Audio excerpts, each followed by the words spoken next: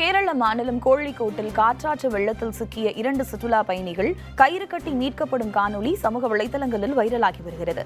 கேரள மாநிலம் கோழிக்கோடு பதக்கையும் பகுதியில் காணப்படும் ஆற்றில் தானூரிலிருந்து சுற்றுலாவுக்காக சென்ற ஒரு கும்பல் குளிப்பதற்காக இறங்கியது.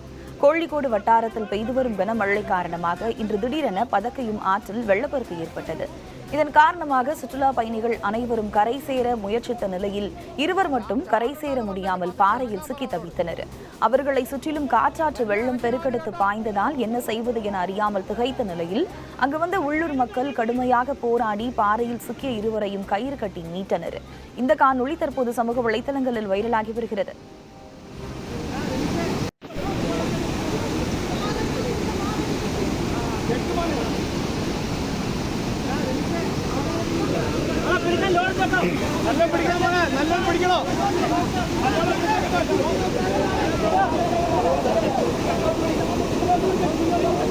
ചാടണ്ടെന്ന് പറഞ്ഞേക്ക് പതുക്കെ ഇറങ്ങാൻ പറ അവനോട്.